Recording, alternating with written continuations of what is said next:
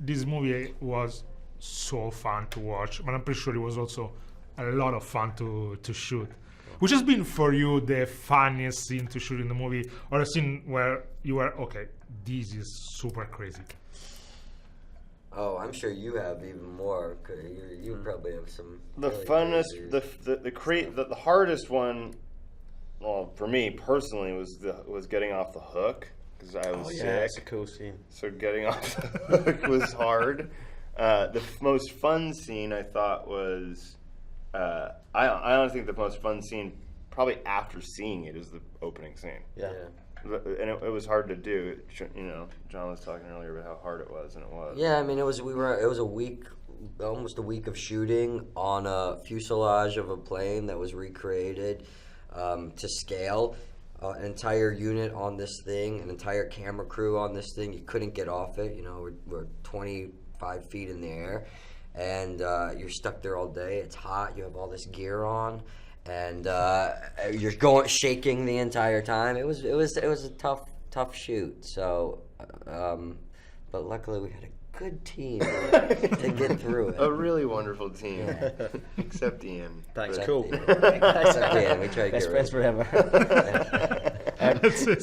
I remember the scene that was because the transformation scene. Yeah, that was. Over 5 days Yeah. was really good fun on the one hand in a kind of morbid way, but in other sense it was just pretty grueling having that had this big prosthetic which it takes a while in the morning to get on and a while to get off, and also just like in the context of between action and cut.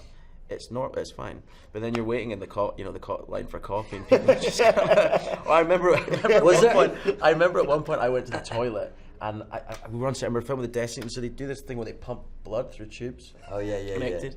And I was like, I gotta go to the toilet. They're like, Iain, you gotta hurry up. We've gotta move. So I was like, cool. I ran to the toilet, and I was like, such a rush. I didn't realize that just on the rhino, just all this blood was spilling out all over the rhino. And I was such a rush. I ran out, and some guy went straight after me. That's not good. Yeah, just heard this audible.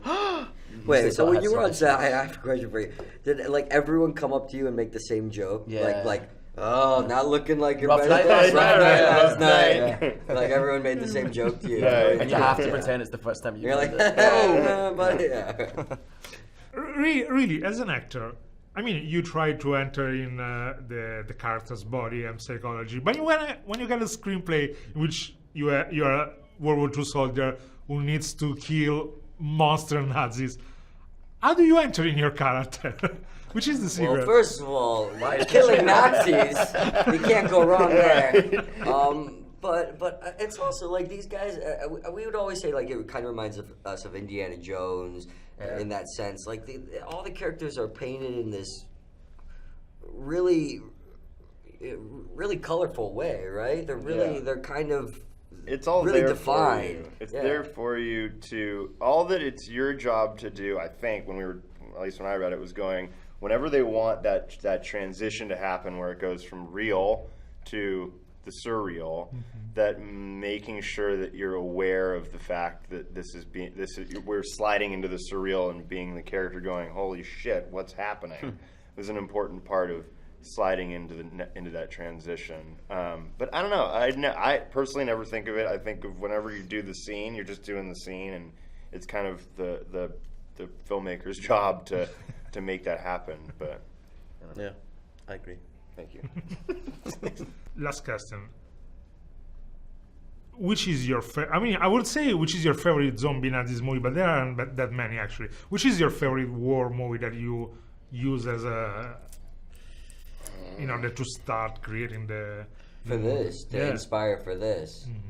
I mean, like I said, I go back to the Indiana Jones, the original trilogy of that. I think that was kind of where I found my roots for this. Yeah. Even though my character is nothing like anything in those guys.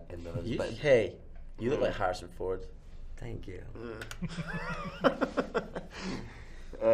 Yeah, I mean, sort of. Honestly, I didn't watch a lot of those movies to try and prepare because I didn't want to try and look at somebody else's performance or how they made that movie and go, yeah, this was going to be different than any of those. Yeah. I'd say so, yeah. Yeah, so I figured, I watched a lot of war documentaries That's true. Just to like put myself in some headspace somewhere of what it may have been like. What was it? 5 came back. 5 came back. Yeah, we that's watched great. those. That was really helpful. Yeah. And also, you know, another thing that happened was we ended up going to boot camp with the military advisor in the film for 5 days. So that was really our research into kind of military stuff, wasn't it? We took a lot from that, like a real, you know, in a very short time, as much as we could, like I got a much better understanding of what that must have felt like at that time. A small little bit of what that must have felt like, and also just an understanding of kind of military etiquette and things like that.